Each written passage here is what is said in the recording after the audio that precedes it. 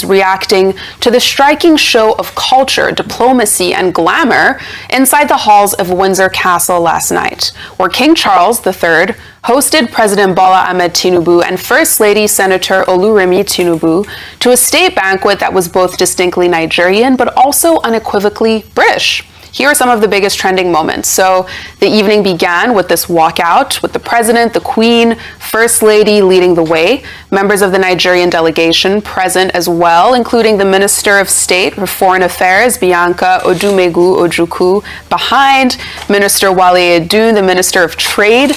And inside St. George's Hall, the guests uniquely selected with just 160 people, ranging from Nigerian superstar Tiwa Savage to the British Prime Minister Keir Starmer. Now, the king opened the evening and immediately set the tone with some Nigerian nuances. Let's watch. And so it is my particular pleasure to wish you, Mr. President, peace, blessings, and an abundance of joy, and Ramadan Mubarak. I was firmly assured that the jollof was only the best Nigerian, of course. Niger no day carry last.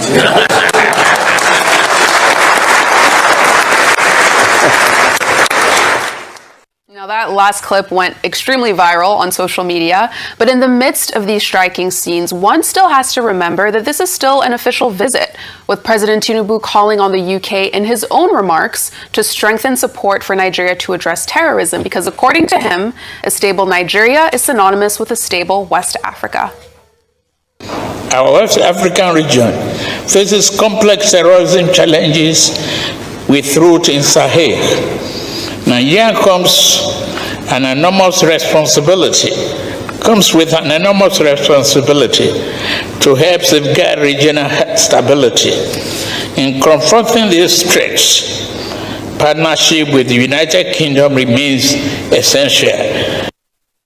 Now, the stage for everything we saw at the state banquet was actually set earlier in the day during the ceremonial welcome at Windsor. Now, let's play this video because we could see the king quite literally taking President Tinubu by the hand as they were joined by Prince William and Prince Kate as well. She made headlines for wearing Tolu Coker, a Nigerian-British designer, in a gray tailored coat. But outside, of course, our Naija brothers and sisters in the diaspora had lined the streets cheering on the delegation, including Senate President Godswill Akpabio. We love you! We love you!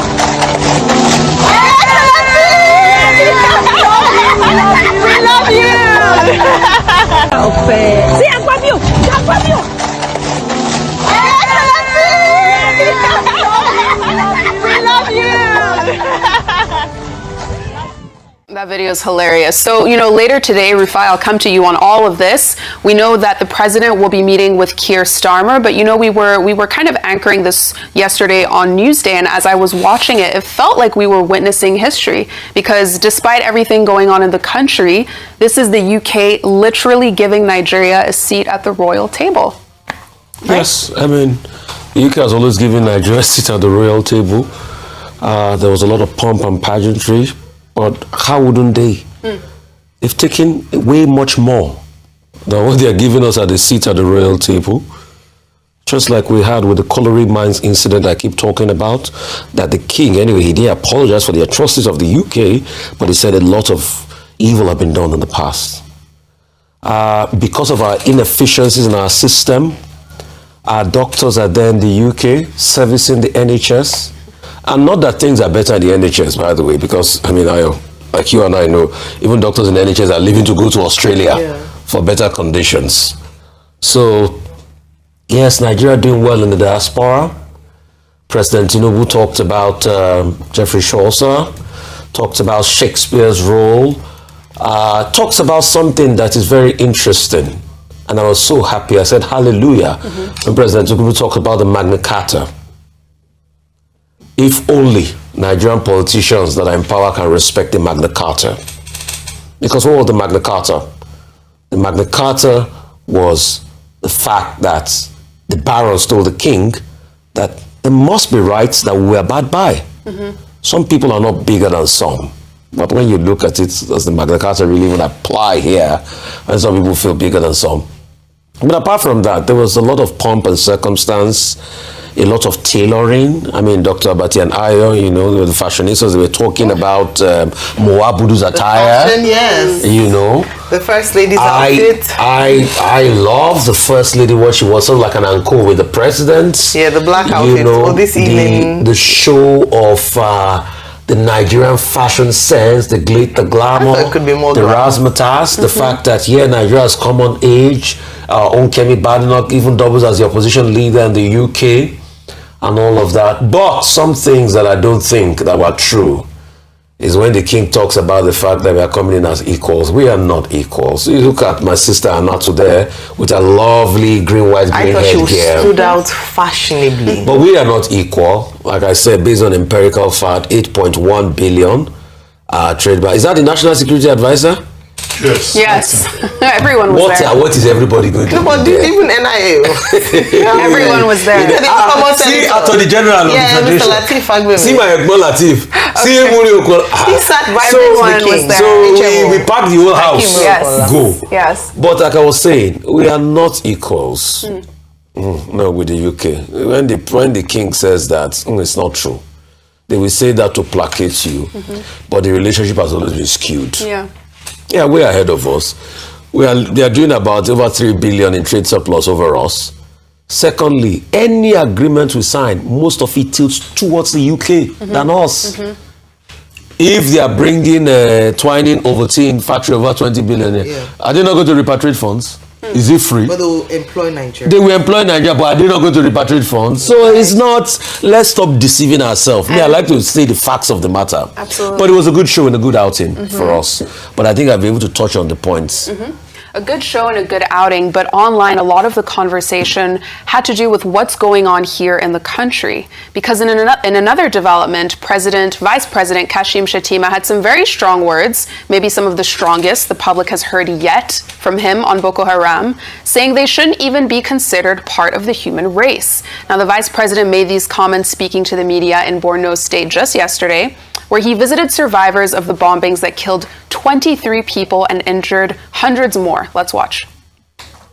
Because no religion sanctions the killings of the innocent. But these demented monsters called Boko Haram, I don't even consider them as members of the human race. But be rest assured that no matter how long the night is, it must give way to the light of the dawn. Meanwhile, new videos are also trending online after the military announced the killing of 80 ISWAP terrorists and 3 commanders after a failed infiltration attempt on troops in Malam Fatori in Abadam local government area of Borno State. This is big. It's being called one of the most decisive recent blows to ISWAP, with security analyst Zagazola Makama posting a video of the aftermath and the weapons recovered at the scene. Let's take a look.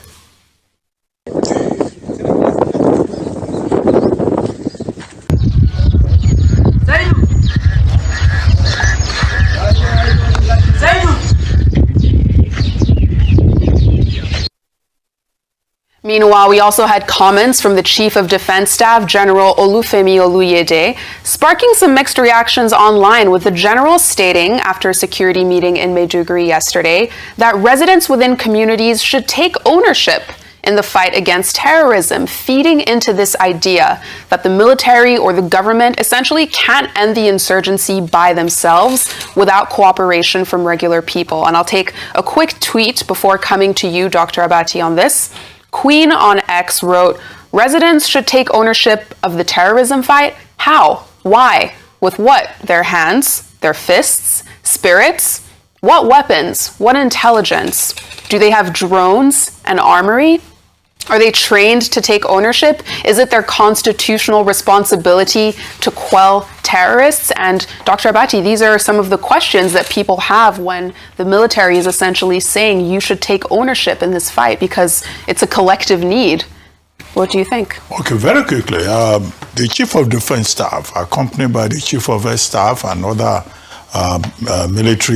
senior military officials, including the commander of Operation Adinkai. They met for about 4 hours. Also met with the members of the community in Maiduguri. And it was there that he came up with this idea of a community-driven approach, which is not different from the non-kinetic approach. You know, they've been talking under this popular phrase, security architecture of kinetic and non-kinetic. The definition of that non-kinetic is that all of us should be involved, because these terrorists, they are members of communities, they live in communities, they are known to the people, and the expectation is that ordinary Nigerians will also either provide intelligence, information, you know, tell on these terrorists who live among them and who are known to them. However, the problem with that is the question raised by the tweet that you read, which is that how do these people face up to the terrorists? Oftentimes they come in the night, and then the people also suffer from the question of trust. Even when the people provide information ahead, we have seen so many times when the security agencies don't show up. It is after that they will now say they are investigating and that the perpetrators will be brought to justice and all of that. And that no stone will be left unturned until all the perpetrators are, you know, apprehended. So the people, you know, they come, their attitude is one of fatigue, that even when they cooperate, they don't hear from government. And that's why in some communities, people even pay tax directly to these bandits. But I think the characterization by the vice president is in order. But the starting point will also be how to check this proliferation of small arms and light ammunitions, which is a problem within the West African sub-region. Unless we address that. Look at the amount of arms and ammunition in the hands of these terrorists. How did they bring them in? Now they are beginning to use drone. And the Chief of Defense Service now saying they too are going to adapt and start using technology. So are they going to start using technology because terrorists are using technology? That's like following, doing a catch-up with the terrorists. The state should be ahead and in front and in charge, so that, you know, every reaction will not be rhetorical. No one will disagree with the vice president, however, that these are demented monsters among us, who, he added, should not even be referred to as human beings. He also described what happened in Maiduguri as a tragedy. It is a tragedy that a market is not safe, Monday market. It is a tragedy that a police station can also be attacked. It is a tragedy that a university can also be a target. So what is left? If you can attack police station, you can attack market in the evening, and also attack a place of education, which is not supposed to be a place of tragedy. But out of all these stories, you have the example of Operation Adinkai strategically decimating the ranks of the ISWAP or Boko Haram, whoever they may be, who in fact had the effrontery to go towards 68th Battalion. They are no longer afraid of Nigerian security agencies, because perhaps they are better armed, because perhaps they are not getting the kind of strategic response that should be deployed. Right. Finally, on the president's story, did you notice something? That at a point the king was holding our president's hand. Yes, we had that. Was that out of affection, or was it out of an attempt to make sure that nothing went wrong? Having had this, having had what happened in Turkey. No, out of affection. Because on more than 2 occasions, I saw him, you know, holding our president's hand. If he insists that it is affection, we say this is a very good soft power diplomacy in terms of demonstration. Absolutely. No, but if he's helping somebody who has difficulties, there's nothing wrong with that. I don't know why we're so afraid of saying, if he knows that, okay, there might be a potential stumble, let me help my counterpart. So are you saying that our president, there's nothing wrong with either, whether it is diplomatic or... I have not said it is wrong. Yeah. I just raised it. I'm telling you, it's affection, love. It's just like when how many affections has he shown to visiting heads of state?